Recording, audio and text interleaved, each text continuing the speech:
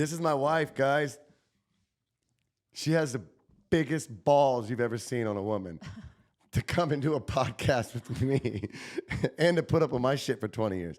Guys, Sarah Higginson. 20 years. Yay. Oh, I don't even know where to start. All right, this is what I'm going to start with. We do life together. We do business together. We have a 7-year-old son. We have a few businesses that we've built together. We're building more. We're doing all kinds of cool shit. And we believe. We believe, and the more that we pursue that belief, the more abundant it becomes, the more obvious it becomes, you know? And then you're like, at the end of the day, you're going, man, is this real? Is this really happening? You know? And then you go, shit, man, let's paint that picture even bigger. Yeah, no, it is. Yeah. Opportunities. Lots to do. Lots to do. Then we get to do it. Yep. Yep. Guys, listen, I'm not going to try to make my wife cry today, but there's a good chance she might make me cry. I wouldn't be able to do this without her. It goes without saying. And I wouldn't want to, right? Why would I want to go work and do this over here while she goes and works at a job and does this over here, gone for 10 hours a day? Someone else is raising our kid at another place, learning school. God knows what they're teaching in there nowadays. Just to come home and give each other the worst of each other. Not down for that. Now, I'm not trying to disrespect or judge or criticize people who have that particular scenario. However, I do think there's always going to be more opportunities, a greater chance of success, especially as entrepreneurs, if you do it together. Yeah, you have the same goals, right? I mean, we have the same goals, so then we're all both pushing from different ways. When someone gets tired, we push harder. We remind that person, why we started and what we're doing. So it's you're not alone. You're not doing it alone. Sorry, it's hard to look at you. You're so pretty. Stop it. Thank you. And then one of the reasons people get insecure or even get depressed is because they feel alone. Mm-hmm. Even if they have people in their life to talk to, they still feel alone. Right. Right. And loneliness is a big contributing factor to ill health. When people get lonely, the mind starts to give up. It starts to go, oh, what's the point? Because we're engineered for human beings. We're engineered to work amongst each other, be with each other, right? And when we don't have that, the body starts to fail. The mind starts to give up. It's your mind first. That's true. It's always your mind first, and you can't let your heart do it, right? You have to stop before your heart gives up. I think a lot of people in a relationship, at least, right, that their mind gives up first and their partner's too busy to recognize that, right? And then once their partner recognizes it, hopefully the heart is not gone. Ooh, you're right, because it happens slowly. Right. It's not so abrupt that it's like night and day. Oh, something happened. No, years go by and they go, oh, fuck, you're gone. Right. You're different. And I just think it's part of being someone's life in general, right? It's feeling important to that person and that person being able to tell you that they're important to you or to them. You know what I'm saying? I know what you're saying. Yeah. Everyone knows what you're saying. Yeah. So, Sari, explain to the camera what you do in the businesses that we run. Oh, gosh. I know. I mean, that's a lot. It's like a loaded question, I feel like, because the hard numbers, of course, I do all the finance, but it's more than that. I hold the team together. Like mama. Yeah. Yeah. Like mama. We opened a gym, right, a couple years ago. And when I go into the gym, that's exactly how I feel, like a mama bear, right? Yep. Because that's the baby. That was the baby for so long, Yeah. And when you build a team that way and you love those people like family. I mean, if anybody has ever been to a gym like that. Jiu-Jitsu gym, Jiu-Jitsu school. We're pertaining to, by the way, a Brazilian Jiu-Jitsu school that we built. Right. Yeah. Um, those people become your family, and that's your community. Like, I think what I really love about it is just the village mentality that society has lost now. I think a lot of people are looking for that, especially after post-COVID, where everybody felt alone for so long, and then they come back to this gym opening. It's a beautiful place, and then it just, once you get those endorphins going and stuff like that after the workout, it just really brings out a different person. We'd have people come in and they were just wearing the day on them. Some of them would be pissed off from work or, family life. They'd come in, they'd work out, and play on the mats, if you will. And when they left, they looked like little kids. They're like laughing and smiling. Everybody's getting along. They come in and they get their cup full. Mm-hmm. They get their cup filled. Yep. All right, you wake up, you got a full cup. And that's probably why you loved it so much. Oh, and tell why me about you it. got into it Absolutely. the way that you did. Yeah. Okay, saved my life. Right. Okay, I almost cried there, guys. Thank you for that, babe. That was beautiful, the way you explained it and everything. Like, jeez. So people come into the jiu-jitsu school. They get their cup filled because they wake up, they go throughout the day, and then everybody and everything takes a little bit from their cup. They spilling over here, they're spilling over there. And before you know it, they're empty. They're empty. Then they come in and they get their cup filled before they go back home and go to bed and they start over the next day, right? Yeah, I just had a thought. Scratches that itch. Yeah, I just had a thought, like, why aren't we doing that for each other all the time? Not just, like, in your relationship, right? But, like, for your friends and your family, why aren't you filling their cup when you see them, right? We should be doing that. And doing it with truth, not lies. And I don't want to go there, but I'm just saying, yes, you're absolutely right. It's a whole nother. Yeah, it's a whole other conversation. Yeah. So, I love that, there's encouragement, but then there's also elevate, right? We're elevating people with truth. We're helping them see things that they don't necessarily recognize. And we do it in a way that is constructive. You guys have heard the term constructive criticism. Well, it's valid, right? And it's even more powerful when you've connected with somebody and they're inspired by you. Then that construction is absolutely necessary, right? And it's more relevant. Because when somebody that I'm inspired by and I respect and love, and they hand me something valuable, I don't fucking waste it. I fucking take that some bitch, I put it in my basket, and I go forward. I get more, I go forward, right? I'm gathering materials. And then I get it to where I can utilize it and do something with it. That's what fucking education is. That's literally what life is. Life is receiving information, being educated, learning, taking something, and then passing it down, right? And then they take it and make it even better. And then they pass that down, and they take it and make it even better. And then before you know it, 200 years go by, and you've got planes, trains, automobiles, and buildings, and fucking heart surgeries. You fucking name it. That's the victory, right? As even a coach or a parent, anybody who's trying to teach anybody anything really, is somebody comes to you or they don't. You notice something, maybe you see a blind spot, and you tell them and they accept it. And then they make that change, or they change the world, right? With some of the information that you've given them. I mean, that's a victory. At least for me, it would be. So you're saying it feels good to give somebody something and see them do better? Yeah, of course. Yeah, of course. Because that's what we are engineered to fucking do, right? It's a village. Yeah. So what you're saying is it feels good to actually help people with truth and honesty. Yeah. Well. However, there's so many people now that look at that as, they categorize that as something bad. Yeah, it also depends on how they receive it and the message that you're giving them, right? Yeah, that's true. There's so many ways that you can say one thing, right? So it's their perception at that time and what they're willing to accept from you in that moment. What would you say that you love most about what you do for the businesses outside of helping people, building and building teams? What do you love most? Yeah, that's my favorite. That's your favorite? Yeah, yeah. I like that my family's together. honestly. Hold on.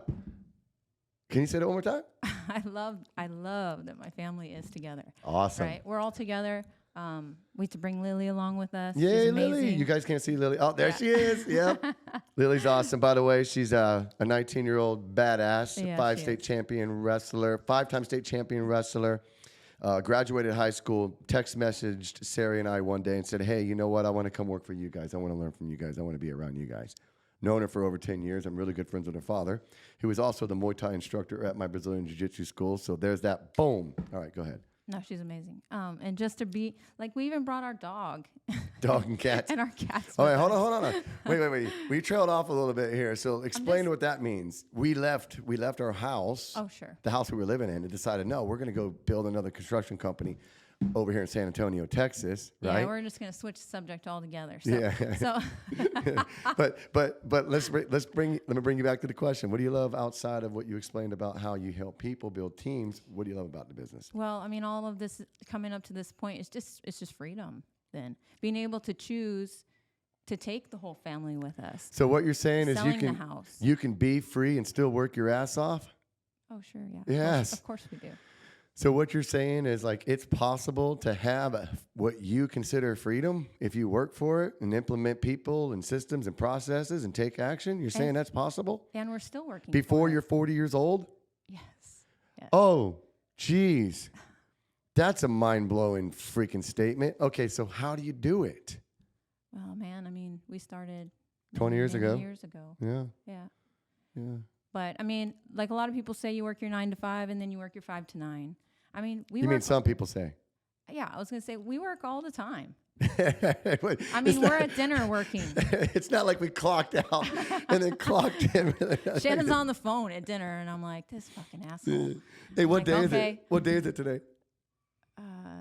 It's Sunday. Sunday. She had to think about it. Yeah. Yeah, she had to think about it. Yeah.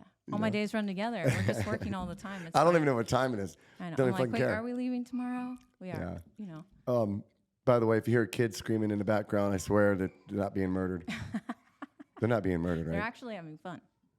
Michael's got them. Okay, all right. So, guys, you know, the premise of this conversation was nothing more than just to show you guys a genuine, authentic relationship, right? And the potential that you have. We were just fucking poor, stupid people. When Shannon and I met, we didn't have a vehicle. Not even a vehicle between the two of us. We walked. And to I was the 22 grocery years store, old. Walked a mile. and Which we- isn't very long. It's very far. But when you're carrying 9 bags of fucking grogroceries, bro, that's why I have these traps, dude. This gallon of milk and stuff, yeah. And then just that camaraderie, having to we walked to work at that time. We walked to the grocery store. We had to be a team. Yeah, we were a team all the time. And it wasn't a matter of like disparity, like, oh, this is different for you than me. Like we just did it. Right. It wasn't a matter of like equal. It wasn't a matter of like, oh, I'm working more than you, right? If you really identify that, then obviously there's a problem. But like we just did. And yeah, Sarai and I have our jobs that are different from each other, right? I do what I do best. So she lets me do that. She does what she does best. You create you create your roles in your relationship, right? It doesn't have to be traditional roles if you don't want it to be, but you guys have to actually agree on what you're doing and who's doing it. It doesn't mean that Shannon doesn't do something that I would normally do sometimes, right? It's just there are now 20 years in, there's just things that I normally do. So, and listen, if you guys don't understand what we mean by roles, it's not like what the society expects a woman role should be or a man's role should be. Don't even fucking consider that. Let me help you right now. Here's some fucking relationship advice, okay? Let's take a piece of paper and the both partners, I don't give a fuck, man, woman, man, both partners get together and they write down the necessities of their day-to-day, week-to-week, month-to-month, and label it as roles. Mm-hmm. And then go through and say, hey, okay, I can take care of this, no problem. All right, thank you. I can take care of this. Choose the ones that you can take care of, that you can just go, oh, I can take care of this. And then you step in, oh, I can take care of this. Okay, then you step in, and before you know it, Then you're like, okay, you've got some left over, and it's kind of a little bit of like, I won't say controversy, but basically a little bit of like, okay, now this role here. Nobody wants to clean up the dog poop. Yeah, but well, I mean, fucking flip a coin. whoever sees it has to don't clean know. it up. That's Yeah. how. All right, this role here, if the dog shits on the floor, whoever sees it has to clean. Guys, make a game out of it. Build it, make some structure, have a fucking plan. Then when the fucking role it needs to be done, there's no question. There's no controversy then, right? I think too, it's different. It might be different for us because we were working all the time and all this stuff, right? So when we get to a point where something needs to be done, we just do it. It's just we're just doing it as we go. If we don't, it doesn't get done, right? Guys, I'll straight up tell you right now, still to this day, man, I love my dog Frank, but he shits in the fucking house sometimes, and luckily we have a hard where we're at now, it's like tile, so he'll shit in the house. I'm like, Sarai, I cannot deal with that right now. And she doesn't even fucking hesitate. She doesn't get mad at me or anything. She just cleans it the fuck up. Because I literally, in that moment, I have stuff I'm dealing with. I can't just stop what I'm doing to do that. And she just takes care of it. And I don't even do it in a way that's like, woman, you better clean this fucking floor. No, I just go, hey, babe, I cannot take care of this right now. And she just, I got this. Bam. Right. You know? Yeah. And vice versa. And there's things that go ahead. To go back to the 50-50, right? Because a lot of people think It's not going to be 50-50, no, guys. a lot of people think of relationships that way. Nope, though. it's not going to be 50-50. It's never. Time. Oh, sorry. I thought your hand gesturing me. It's always 100%, 100%. Right? You're always putting in 100%. I'm always putting in 100%. Because once you start pulling those percentages back on each side, then you guys are missing out on what you could have. Yeah. Right? Yeah. And the gifts you could give each other. Yeah. And I'm not talking about money. I'm talking about like love. You that's how Time. some people feel Love. Time. love. Education. Well, acts of service, right? Acts of service. There's yeah. so many different ways that people feel love, but I mean, give them everything. Yeah. And then when you're giving somebody everything, they love you, especially because when they're going out, when they're trying to give back too, right? And they want to give their everything. Well, and then you have an abundance of things available, right? You'll know when someone's not giving 100. And then I don't want to go there. I'm no psychiatrist or psychologist or whatever, although I have a lot of experience with that, therapy. I promise you this. You be your best self, your real partner will see that. And that action speaks way fucking louder than asking your partner to step up and fucking do this and that and the other. Yep. I mean, it's one thing to verbally check your partner once in a while, or at least point out some things that they're slipping on and say, hey, you know what? I think, spot. Right. So I'll use this as an example. When I would get drinking too much, Sarah would be like, babe, you're drinking a little bit more. She'll like pull the bottle out. But you drank a half a bottle of whiskey last night. And I'll be like, fuck, it didn't even fucking seem like it because it slowly creeps up on you, right? So is she looking at me and going, hey, you're a piece of shit, you're drinking too much? No, she's going, hey, babe, just want to let you know, you're drinking a little too much. Well, I'm your partner, right? I'm your wife. I'm not your mom. So these things are your responsibility, right? And when it starts affecting me or the family, or you're sleeping in because you're hungover 4 days out of a week. Jesus. You know what I mean? It's like, hey, this is something you need to think about. It's in your court now. Remember years and years ago when I would drink a case of beer a night, me and Aaron, and then we'd fucking wake up somehow, go to work, and we'd feel like shit. We were young. Yeah, we all did that. I know. And then it started to affect the constructive parts of our life, right? It's destructive, constructive. So we were more destructive, constructive, and then we were playing video games, not fucking doing shit, not working much. And then you turn the internet off. Aaron and I what's wrong with the internet? I forgot about that. The internet's working. We called and oh yeah, it's been cut off. And we're like, dude, these guys. This is a long time ago, by the way, guys. Yes, it was like But it was funny, dude. It was so funny. These guys were living in the house. I think I was like, you apartment. guys were working, but I was paying for most of the apartment bills and stuff. Well, this is when 2000 happened, and the economy, especially the construction industry, went to shit. Yeah. And Aaron and I struggled to find work, and what little bit of work we did have was like, dude. So I got pissed off, dude. The devil. I turned the internet off. The devil came in and fucking took over for a while, man. Yeah. It's so easy, dude. It's so easy to be nothing, so do mad. nothing. It's so easy, right? To just it's so easy just to conform to the what's going to be an industry standard. But then it's hard because you're suffering. You know, it's hard because you're poor, you're broke. It's hard because you're lonely, you're bored. Dude, I would rather be rich and fucking working and have connections. That's hard too. Choose your gosh dang hard, man.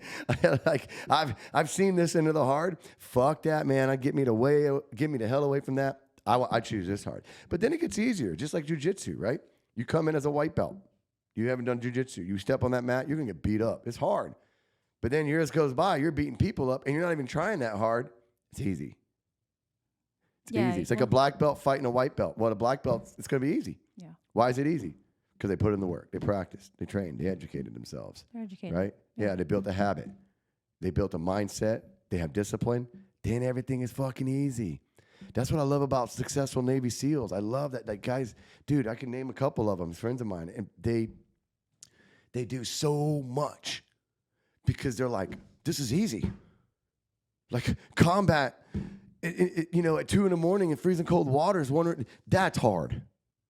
But then they trained it and trained it and trained it. They built their body to be capable of doing that. They became the who required to do it. And then they get out and they immerse themselves in fucking greatness.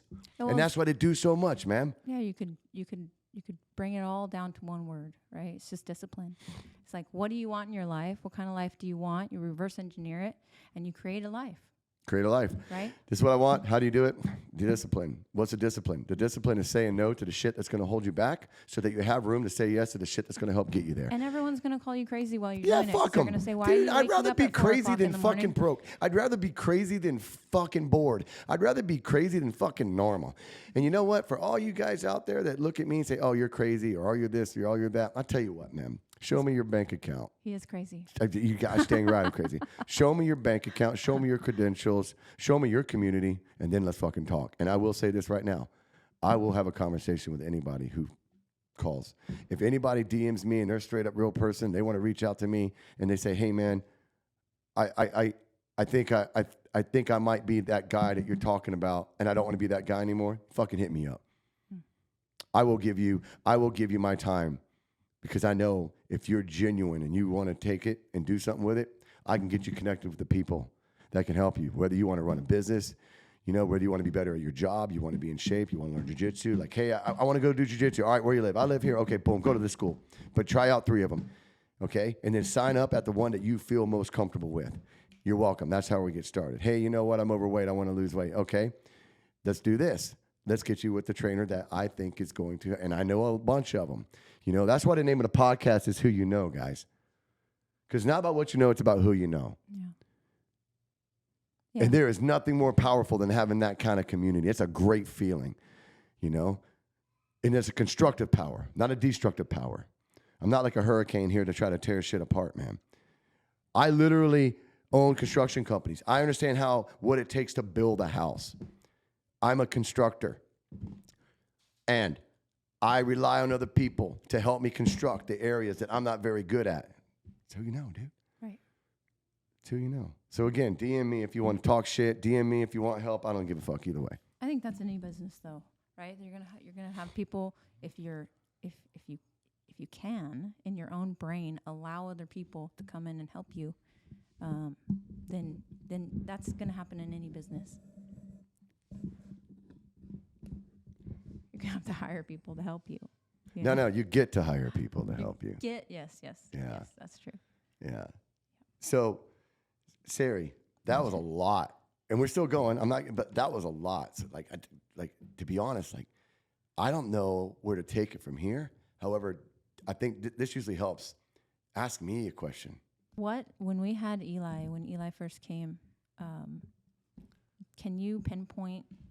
Obviously, it was when you held him, but like, is there any specific thing that happened in your brain at that point that you think might help people or new fathers that are about to have a child? I mean, because before that, we were still working together. We had our own construction company at that point, but after Eli, a lot of things changed. So there's nothing more terrifying than that feeling of abandonment. by the only person in the world that you feel truly loves you. But you felt that way in When your my own dad life. abandoned me, after he ejected my mom from our life, and then he abandoned me. That is a terrible fucking feeling, and I don't wish that upon anybody. Yeah. And when, as the years go by, and then the day I hear that I'm having a kid, your mind can't help but to say, hey, man, are you going to abandon him like your father abandoned you? No fucking way. I'm going to do the complete opposite. I'm going to be the best goddamn dad in the fucking world. And after 31 hours of labor, and we're getting rushed into the fucking operating room for emergency surgery, because the two people that I love more than anything in the world need it. And you walk in that room, and it's lit up more than this room. Your brain goes to a place. It feels like you're on another fucking planet, in another dimension. And that place is necessary. Because it basically feels like, am I getting ready to walk into the gates of hell or the gates of heaven?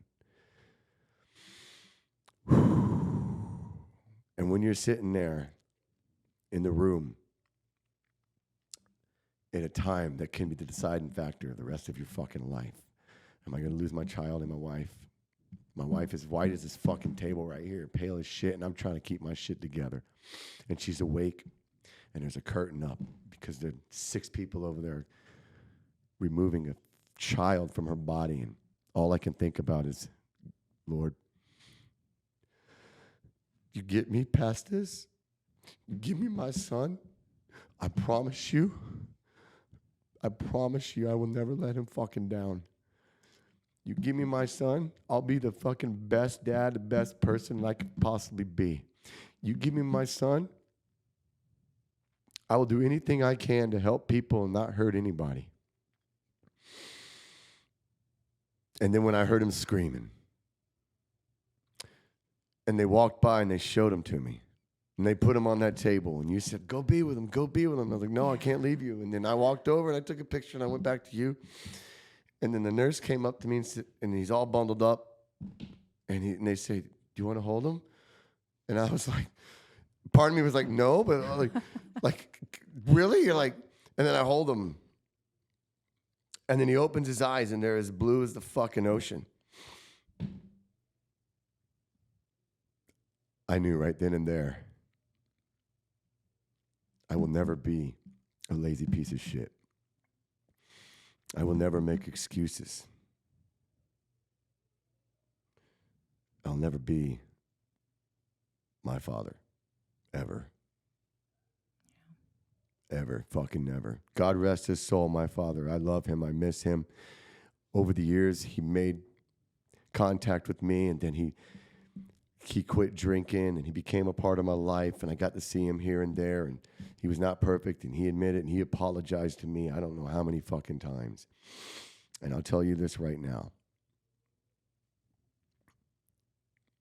If you ever find yourself coming from a time or a place where you can use that as an excuse, you fucking stop right there and say, no, I'm going to use this as fucking motivation. If you come up in a neighborhood where you're poor, you're beaten, or you're picked on, or your family just doesn't give a fuck, that is not your fault. That is not your fault. Your disposition sucks. You got a shitty hand of cards. Sorry, I know it sucks. But use that as motivation. Watch what they do and do the complete fucking opposite. And I promise you, you will gather good people in your fucking life. Be the change you wish to see. Be the man you want to fucking look up to. And you'll attract the people that you want. So yes, the birth of my son is an absolute testament to my success. And my son's right outside that door right now playing. Well, it changed both of our lives. Right? Absolutely. Yeah. Absolutely. And if you are a person in a relationship, married, whatever, and you love your spouse, and you're like considering having kids, and you can raise a dog, and you have a house, and you have jobs, have the kid. Yeah, absolutely. That kid needs you. They deserve you. Mm-hmm. Have the kid. You're naturally good parents, I promise. Right. Just don't bring the dumb shit with it. Well, it's like what we keep coming back to is you already know in your heart, right? When you look at something that you're not supposed to be looking at or do something that you're not supposed to be doing, you already get those pings in your heart. You already know that it's not right, right? Listen to your heart. Yeah. You already know. Listen to your heart and listen to people who are real. Listen to people who are doing things that you haven't done yet but you want to do. Mm-hmm. Listen to people who can show you the tangible fucking evidence. So many, and I love this. I still get imposter syndrome, but that's doubt. And my coach right now is helping me understand that if I have doubt, fucking smash it. Stop it. Yeah. He says, Shannon, you're fucking a badass. You're capable of so much. Every time you get doubt, throw it away. Yeah, everybody battles that, right? But it's different degrees. And some people have just conditioned themselves now to a point where it doesn't affect them like. That doubt's the default setting. Right. It's the excuse. Well, it's the conforming. It's complacency. It's the conforming. Yeah, and a doubt is so easy. Yeah. Yeah, that's just that little part of your brain that's trying to protect you because it's scared, but it's not really in control. It's you in control of your brain. Well, it's because there's things that happen along your life as a child where it is the wrong way. People are willing to say, don't do that way, right? But is it really going to hurt you, right? I think as parents, we kind of push too hard sometimes. We say no too many times about things that don't really matter, right? Yeah. Like, oh, don't jump on the couch. You're going to fall off and crack your head open. Like, is that really going to happen? Let him. It could. I'm just saying, let him but jump help on him the understand. couch. Yeah, could jump on the couch. Say, okay, listen, you're jumping on the couch right now, but let me explain this. You're going to get a little too comfortable. You're going to try something, and then you're going to fall and get hurt. I'm saying also that a child could also be running or walking, fall and hit their head. That's true. Right? So, but like contrarian, whatever you want to call it. But what I'm saying is if we wrap them in bubble wrap, right? A contrarian is somebody who argues just for the sake of arguing. They'll take a topic and they'll try to prove it wrong because it makes them feel like they have more power than the truth. It's unfortunate.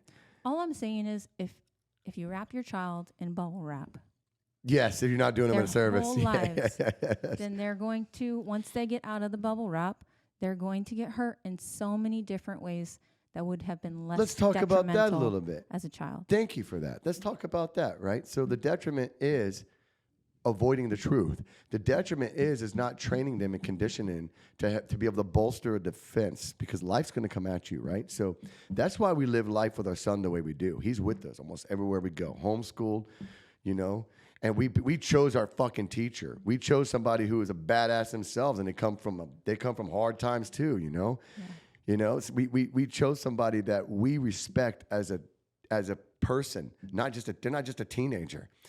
And then we also know that we chose them because they respect us and they're going to listen to us. They're going to learn from us, right?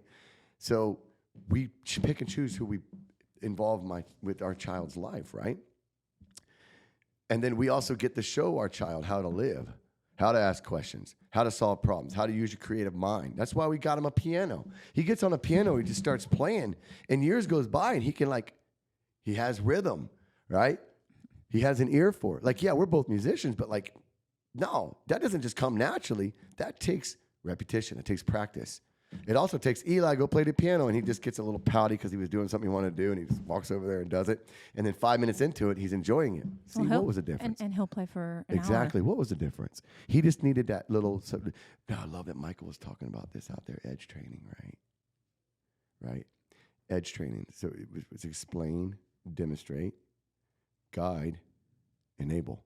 Some people just need that little bit of enablement because you can explain it and then you demonstrate it, then you guide them, then you enable. And some people get to that enable part, like they're ready to go, and then they're like, I don't want to do it. No, do it. Okay, I'll do it. And then they do it, and then the explanation, the demonstration, and the guidance helped get you there. You just need a little coaching. That's all life is coaching. You're coaching your children, right? And you're also not being hypocritical about it. We're all hypocritical. Trust me. We're all hypocritical. Don't say you're not. Mm-hmm. You're lying.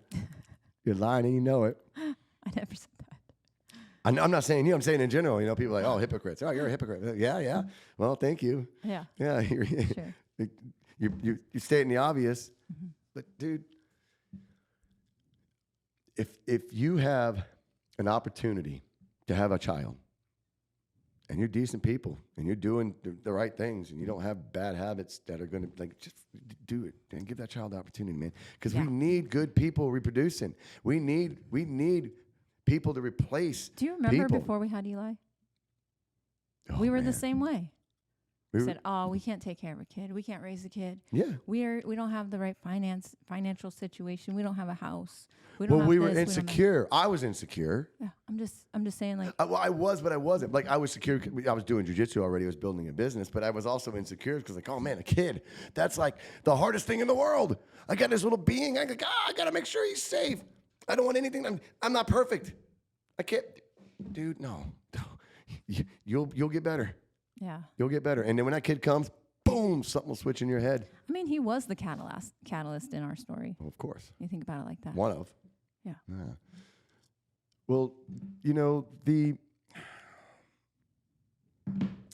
next thing I want to thank you for that. The next thing I want to talk about, like, okay, so we got business, we got, building teams, and how adding value to others is very, very important to us. Obviously, our child is a reflection of what we are and who we are, right? What do you think is next for us after we build this other construction company in San Antonio? Well, I keep saying, at this point, we're unstoppable, right? We can do anything we want to do. We're the only ones that could stop ourselves. Right. And yeah, okay. So we want to have a coaching business. That is going to happen. whatever. That is Like, going to happen, yes. Then we have to build ourselves to that point, right? Well, have to we do that. We do that already, and we are doing that. Right. We've overbuilt ourselves. Now it's the same as like having Eli. Like, oh, we wanted to wait for the perfect moment. Oh, I'm not good enough for this kid. And then the kid comes, and he's amazing. That's fair. Because we're amazing. It's like, okay, no, it's fucking time to build the coach. Especially when I've heard from really credible sources, people that I love and respect and look up to, say, Shannon, you need to be coaching. You need to be showing this to people. I'm not even talking about you necessarily, right? Because I spent like 7 years taking care of a kid, but and this is where doubt comes in, right? For me is I spent all of this time and effort, which was well spent. It was well spent on my child, right? But I didn't spend that on me. Right? So then there comes this time period in my life now where I started to give like a lot of my responsibilities away, not just in my own home, but like even in work now, where I'm starting to outsource things that And sublet. that were my job, Yeah. right? So that I can make space and room for me to grow as a person, but then also We have to grow. Right. Guys, listen, you have to grow. Let me just explain this right now. Oh, here's my kid. Boom. I'm going to stop doing anything and everything and just spend all my time and energy on my kid. You're doing the kid a disservice. You're around too much. You're not out there gathering education yourself, right? You're not out there building yourself so that you can bring it back to your kid. Well, let's talk about You go to work and you come home, but what are you going to do? Teach your kid about your job? Like that Right. You're out going and doing, you're coming back, you do the same job every day, day in and day out, and then you get home and then you're just watching TV, the kid's on the tablet. What are you doing? Well, I think the fuck that's- are you doing, man? I think that's exactly some of the societal norms that people are trying to break, right? Is like the guy just runs off and goes to work. He provides for the family, and the woman stays home and she takes care of the kid, right? These are a lot of the society norms that people are trying to break in our generations, right? And so when you look at it like that, is okay. Well, we just accepted that, right? You went and did work, and I stayed home with. I did work, but my work was like, it was a salary position. So I went in early, got my work done, and I came home. I was pretty much a stay-at-home mom because of the job that I had at that time. Yeah. Now, with our stuff, I would work with him around, but even then, I was with him all the time. So we kind of also accepted that society norm in the beginning of our parenthood. Yeah. Parenthood. Until we figured out that wasn't going to work. And we had some really shitty things that happened for us throughout that figuring it out. Yeah. instead of just accepting what people are telling you or what you see other people doing. What's normal. We what decided seems to that, be hey, normal. this doesn't feel right to us. We don't want to do this. We got to circumvent. But we did that with a lot of things in our life, right? It's like, just because this doesn't work for you doesn't mean it's not going to work for us. That's right. This works better for us this way, right? It was with homeschooling, it works better for us this way. And maybe there's people who need their kid to go to school so that they can work. That's okay, right? You got to figure out what's right for you. But you also have to keep a connection with your child, right? Because if they don't get a connection with you, they're going to find a connection somewhere else. And let me say this right now, guys. If you are just around your kid for a few hours a night, okay, that's not the connection that they need. Well, they don't need to see you watching TV and on your phone. Right. Like, my kid sees me work so much, but he also gets that connection. And I hug him, I kiss on him, you know, I'm in love. Go scorpion hunting. Go scorpion hunting, you know, in the pool, we go swimming, right? I give him at least 30 solid minutes. Yeah. And then he knows, you know, when daddy's away, dad goes to do something to do with work, leave the house, or I go to training with my coach or these seminars. I tell him, say, hey, you know, when dad leaves, he's out training, superhero training. Yeah. And he goes, I know, Dad. Yeah. Because kids look up to superheroes. Right. So you need to be your child's superhero. Yeah, we learned that from our coaches, right? It's like, if you're not bringing something extraordinary home to your kid, I mean, and that being you. Being extraordinary. Because that's what they want. They don't care that you're a CEO or you run 5 different businesses. They don't care about that. What they care about is that you love and spend time with them. They just want that connection with you. And again, if you don't give them that connection, then they find it somewhere else. And then this is where I think a lot of, families go sideways, kids go sideways, right? Is because they're not getting the attention in the home. Right, but it's not also that they're not getting the attention in the home. They're going somewhere else to be educated. Mm-hmm. So that the indoctrination, I don't need to use the word indoctrination, but like, they're basically learning from other people, other teachers, right? But they're also learning from their peers, the kids around them. Well, let's leave politics out of it completely. No, I am. Right? I am. What I'm saying is, they're going to go where they feel loved and appreciated. Yeah. Right? Everyone is going to do that. And a child doesn't see that when you're at work working and you come home, you're at work because you love and appreciate them. Right. They don't see that. But that's why you have to connect with them for that 20, 30, even 40 minutes and go, hey, well, you know, and there by the way, an Dad, assumption. you know, Dad was superhero training. Yeah, right. You know. Yeah, you're not assuming that he knows that. You're telling him. Also teaching him the value of $1. Right. Early on. We pay him when he does good in school. If he does good in class for one day, and our tutor, Lily, tells us, he gets $5. Gets his own bank account. Yeah. Gets $5. And then we say, hey, Boogie, if you want to buy this is how much it costs. Well, and he can do math. Well, that's his work, right? I mean, he's 7. He goes to school, but I mean, that's his work. Right. Well, that's the correlation for now. That's the incentive. Oh, get paid. Okay, so if I educate myself, I can make money. Right. If I learn this and that, I can make money. Well, I think it was like John C. Maxwell. His parents used to pay him like $20 to read a book, right? No, they'd give him a quarter. Oh, shit. You got to remember, John C. Maxwell's like 70 years old. They'd give him a quarter. For some reason, I don't know. Yeah, well, that's like $20 now. Back then. But like those are the kind of incentives that you want to give your kids, right? Like, give them an incentive to learn how to educate themselves. I didn't learn, I mean, this is kind of embarrassing to say out loud, but I tell people this story because I think it's really important that we start teaching our kids younger than what I learned in college, right? To teach themselves. Teach themselves. I took a calculus class, and I waited for the teacher to spoon feed me all the information. By the way, calculus is a type of math that's absolutely fucking unnecessary. Go ahead. Go ahead.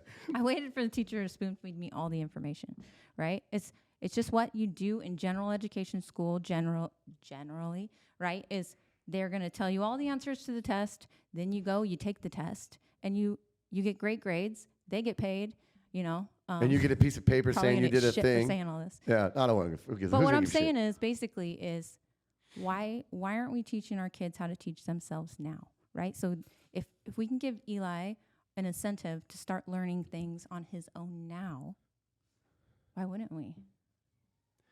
It's very important that Right. children start learning right away. They're malleable little sponges. They're Not just little learning. learning. They're little learners. They're learning how to teach themselves. Right. That's called the creativity. Right. That's called common sense. Well, it's That like- is taken away from children because they don't. It's no longer relevant to have kids do like an art class, a social studies, a teen that is like it's gone. They just teach you how to do what you're told, and then they have to rely on the telling. Hey, I don't know what to do. What do I do? Okay, I'll do this. Hey, I don't know what to do. Okay, I'll do this. Like the creative mind is very important. Yeah. You're more likely to be successful if you learned by being handed some stuff and like kind of figure it out and have a little guidance, little assistance on the way, just like in jiu-jitsu. I show people the technique, but they can't learn it until they apply it. They do it and they figure it out. They touch, they feel. And then I can come and course correct them a little bit here and there. You know, oh, you know what? Hey, this looks good. That looks good. However, try this. And then boom. Oh, yeah, but only if it's detrimental, right? If it's not going to get the desired outcome. Right. The desired outcome. That means like you're not going to go in and say your foot has to be exactly here and your hand. Oh has yeah, to no, be no, no, exactly no, here. yeah, no, No, no. it's okay. You can be creative with it. I know that's what you're trying Right. to say. And everybody's different. Like one person will do this same technique as this person, but it looks different here than here because Right, of that's all what the other factors in the equation. Right, Yeah. right, right. Yeah. Dude. But no, the reason that I bring that story up at all, right, is just so that people can understand, and they probably already do, but just to reiterate okay, for example, our kid is 7, right? We're driving in the car and he asks me, Mom, how are mountains formed? So I'm like, okay, well, there's a couple different ways. And we start talking about it, and we pull up the YouTubes, right? And so that he can see in his language and his, perception, how that works. And then, but here's the next step. For me as a parent, my next step then is to show him how to use these tools so that he can teach himself, right? If he has a question about a mountain, he doesn't have to come to me or Lily or Shannon or anybody really. He can, and we can have those conversations, but he can teach himself. He'll know how to use the tools, or YouTube or whatever, right? He'll know how to use the tools to get the answers that he needs. That's what I'm talking about, right? You're not just giving them the answers, right? That's enabling. Dude, I had to learn so much on my own like that. And what I see is this. Teach them to use their creativity first.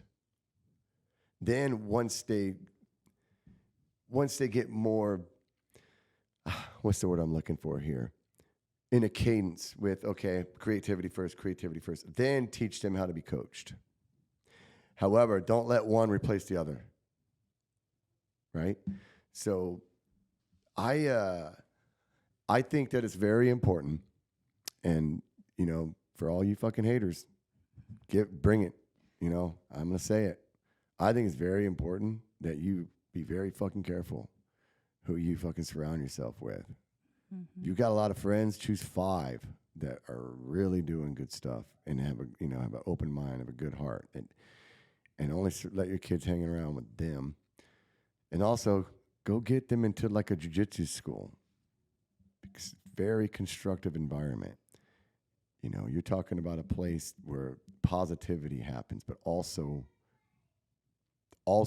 work ethic, discipline, social skills, right? Because you're communicating with so many diverse people. And they learn how to fail forward. And They fail learn how to forward, be yeah. creative. Wrestling, jiu-jitsu. I don't want to say bad things about other martial arts, but I just feel like there's a lot of martial arts where you come in and then they're like, no, I'm the master. No, we don't do that. Some jiu-jitsu schools do that. Yes, some. Yeah. How about just find a school that you fit in with and that's going to benefit you and your family. Well, what else should we talk about? How about last night? Went to a VIP party last night after a seminar. We went to see Andy Elliott, Bradley, Wes Watson, right? By the way, Wes Watson is very, very powerful. That guy, you want to talk about adversity. That guy, man, holy shit. Discipline. Like he literally got on that stage and didn't hold back. There's not an ounce of fucking hesitation. It's just raw, you know? And he admits that sometimes like he says stuff or has a loss of words or whatever. Like he ain't perfect, but that's what makes it great because he's out there showing people that, bro, I ain't perfect. You ain't perfect. You know? You don't have to be perfect to do this. Right. Like, but no one's fucking perfect. I don't care. You know? This perspective you get, they look perfect on Instagram or whatever. They ain't fucking perfect. And the best ones will admit it. You know? Anyways, and then he's just having a conversation. Like we're doing Q&A, and Brad takes the mic and starts asking. Brad asks Wes questions, you know? And you know Brad's good at that. He can freaking lead a conversation. He's like asking Wes questions, and like we're dropping bombs. He's dropping bombs, and then Brad's like, all right, anybody have a question? And then before you know it, an hour and a half goes by of Wes just like talking, and he's lit up, and he's just like not even in that character. It's like he's like in his chill character, you know. And so you see a side that is he's genuine, he's authentic. No, that's what I was gonna say. Is if you've never had a chance to go to some of these coaching events, you should go. Especially if you really, really love someone and you watch them and they've changed your life. I think that you should go tell them because it means a lot to those people who are depends on the coaching program. Who are there's a lot of fake motherfuckers out there. I think it means a lot to them. These guys who are actually putting their whole heart and soul into it, right? Is to feel again appreciated and loved. He said it best. Wes said this. He was like, somebody said, "Oh, you're just a fitness coach." He was like, "No, I'm not a fitness coach. I'm just a guy that's just showing people how I live my life." No, that's what I was going to say. Dude. Because you would notice, like you see these guys on their posts or on their podcasts or whatever, and you see them as this certain person, and in real life, they are that person, right? But there's like a softer, there's like a... They're normal. There's a normalcy to it, but it's like they're... Wait, is that a word? They're vulnerable as well, you know? Like, they're not gods. They're not like out of this world, like impossible to reach, and they're nothing like you. They're just normal people. They just have become extraordinary in how they can help people, right? I realized that these guys that are doing this prestigious thing that seems, like you said, no, dude. There's no secret. There's no fucking easy way. There's no fucking fast track. You just have to walk forward and don't walk backwards. You just got to go forward. And be careful where you put your time and energy. Because if you could walk out that door right now, and I guarantee you there's 5 people that you can come in contact with within 30 minutes to an hour that if you let them, they will take everything from you, all your time, all your energy, and they don't give a fuck. So you got to be very careful where you spend your time and energy, your efforts. And that's got to be with the people who are going to take it and do something constructive with it. You know? And the thing is like, there is like, it's hard to like justify what it cost for some things. What it costs for the house, what it costs for a car. It's hard to justify that, right? But then people bitch and complain about the little cost that these coaches are offering you for their program. And it's like, dude, this here is the most important fucking thing. Well, you don't want to pay for this. It's like people who bitch about paying for their health. It's like, are you fucking kidding me? The 2 most important things in the world, education and health, that's what you need to be paying for, especially early on, you know? Then the cost of a house and the cost of a car and this, that, and the other isn't even a fucking problem because you got the money. You got the money because you have the education. Mm-hmm. You know, you have the health, you have the education, you implement it into your job, your business, and you know how to like budget, you know how to make money, you know how to, make, reasonable decisions that get you to the next level. You master the level you're on, and then you can get to the next level, master it, and before you know it, you're like, oh shit, you look around and like, you're just happy that you're able to do what makes you happy, and the money just comes. Like, but it all starts with being abundant enough to go, oh, I know that if I pay this, it's going to add this much fucking value. It's just like investing. If you're going to invest in anything, first you got to invest in this. Without this, you're fucked. You're fucked. The body and the mind. Train your body, it carries the mind. Invest in that. When you're in your 20s, that's all you're doing. You're making mistakes. You're fucking up. You're fucking trying to learn. You're also poor. You know, you're poor. But for I know I can tell, dude, for $100 a month, I can show you a guy who gets up at 9 every morning, fires up the fucking Zoom call 5 days a week, and you get to watch rich people who are just normal people who work their asses off explain to you how they did it for $100 a month. I bet most of you spend $100 at the fucking bar in one night. So don't fucking tell me $100 a month is out of your budget. Fucking borrow the money. Right.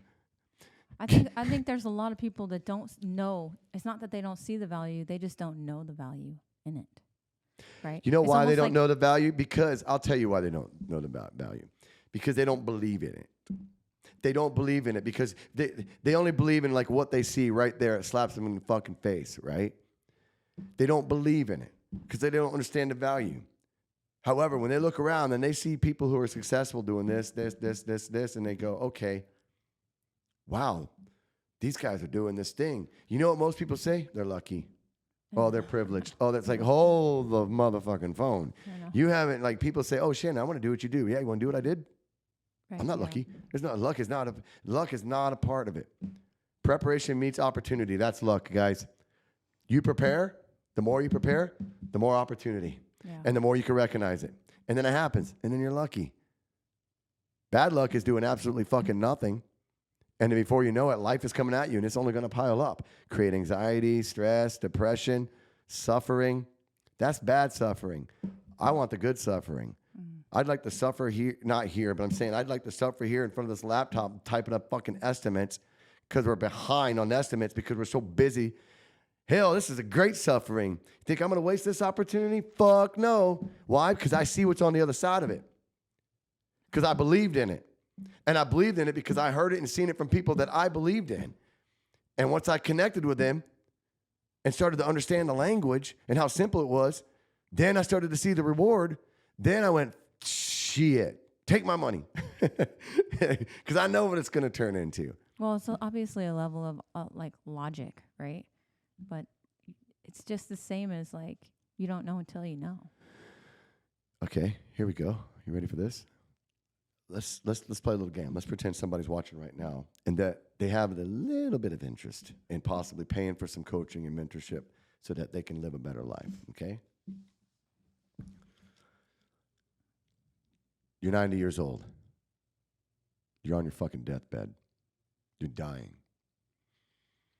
The only thing that goes to your mind are certain things, okay? Certain small little events that you love and cherish so much, and you would do anything to get that back. But you also have the regret too over here. It goes, fuck, I regretted this. I regretted not doing that. Regretted not doing that.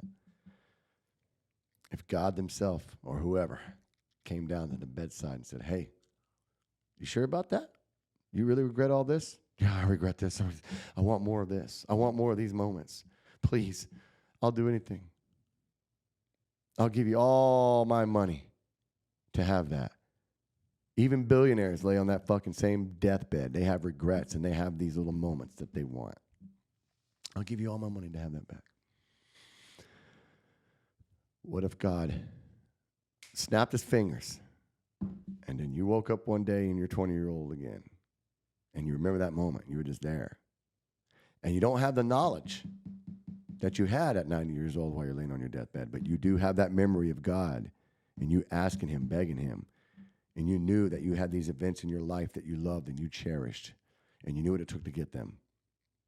And you saw all the regrets, but you didn't have the knowledge, and you don't have the money. It's gone.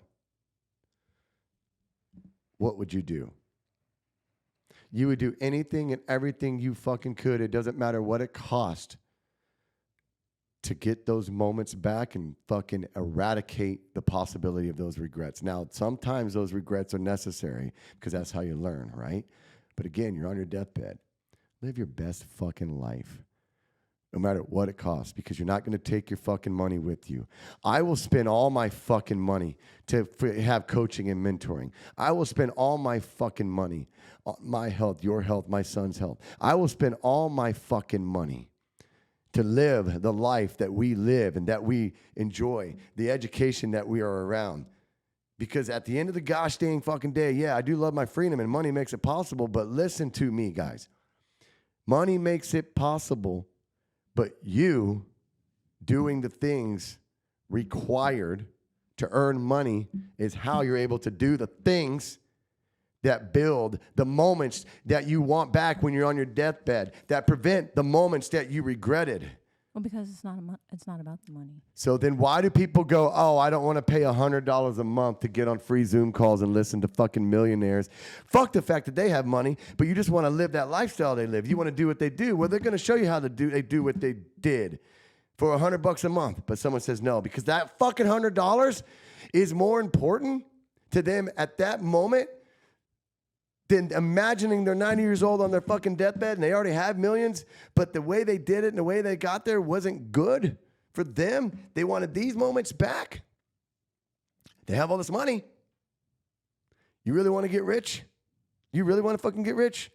Spend every dime you have, work your ass off, spend every dime you have while you're in your 20s around coaches so that when you're 30, you fucking hit the ground running so hard that when you're 40, you have so much wealth that you get to do your constructive life. You don't have to say no to your child. You don't have to say no to the great opportunities that are in front of you. Yeah. Right? So, yes, money is a tool. It's not the fucking reward. Money is the tool that gets you the reward. The real reward is being able to travel the world. Me, you, Lily, and Eli. The real reward is being able to go see my business coach once a month, not just where he lives, but I get to go travel with him to other places and go backstage while he's having speaking events and make connections and network with people who make me feel good and I make them feel good. And feelings cost more than money, but you can't just manifest those feelings without opportunities, and opportunities come if you have education, and money is the tool. So yes, I don't want to die a multi-millionaire. I don't. I'm not going to. I mean, yeah, I may have some sort of legacy to leave my son, some sort of fucking, set up, but he's going to be educated on what to do with it. Okay? So yeah, guys, I spend over $100,000 a year on coaching. It's worth every fucking penny.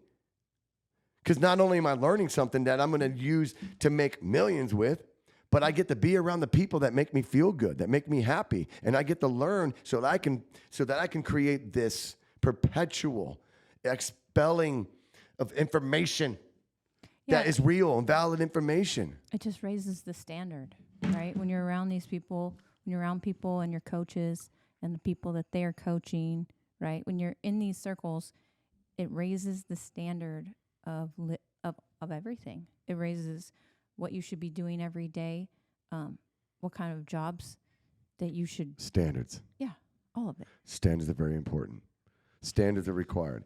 This table, in order for it to sit at about 32 inches off the ground, requires these 4 legs. That's a standard. Yeah. There's no way around it.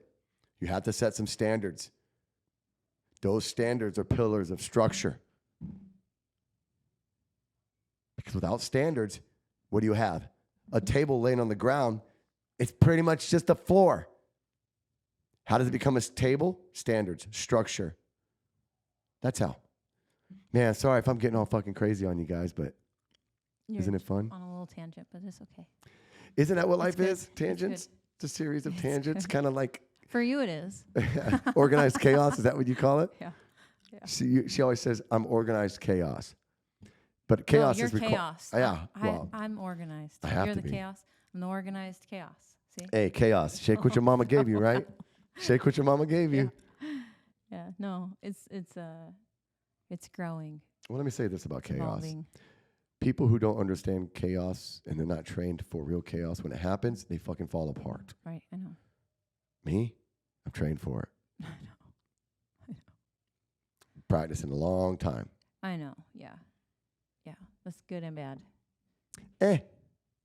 That's subjective. I know. I know. I love you, Sarai Ann. I love you too, honey. Thank you so much for being brave enough and coming on this fucking crazy ass podcast with me and this crazy ass journey. Well, we're not done. We got a lot Of course more to not. do. We got a lot course more that not. we get to do. We get to do. You know, the thing is, guys, it's like set a destination, but that journey is all that really matters. Dude, the goalpost is always moving. Go always right? moving. Shit. It's like Nothing everything you want never stands still. It's always moving. Yeah. That's why I tell people when they say, oh, they want to do something before they get started, they want to be 100% at it. And I say, well, by the time you figure it out 100%, it's going to be over here now. Yeah. No, man. Like Grant Cardone says this, man, you want to learn to surf? You just got to buy the fucking surfboard and try to catch some waves. Yeah. You just got to get started, man. Yeah. You're not going to go do a fucking YouTube tutorial for fucking 5 days on how to surf and then get on that board and fucking catch the first wave. Not going to happen. Actually, you've been teaching me that better than anything. Thank you. Else. But here's the thing is that's what I mean by not knowing until you know, right? People get comfortable. They just want to do it their way because they know that their way will work or they think it will. But or they hope their way will work. They hope it will. Yeah. In their brain, it's like, tried and true. They're like, this is the only way I know how to make it work. But it's like, thanks for always challenging me, Hell yeah. Is it like without challenges? What do you got? Well, we always joke around. What do you got? Right? What do you got without challenges? I mean, for real. Think about that, guys. Without challenges, what do you got? People play video games. It's challenging, right? People play sports. It's challenging, right? People like a little bit of a challenge. Create some challenges. Don't create fucked up problems. I'm not saying go out there and be like, oh, I'm going to challenge myself to climb this building. Do not do stupid shit like that, but create some challenges. And if you find yourself getting bored, you need to fill that spot on the calendar. Because the two most dangerous things in life, in my opinion, is like one from drugs and empty spots on the calendar. Those are dangerous. Idle mind is a devil's playground, right? Yeah. Shit, man. Okay. Well, let's wrap it up. It was a good hour. Thank you, Sarai. Appreciate everybody. Peace.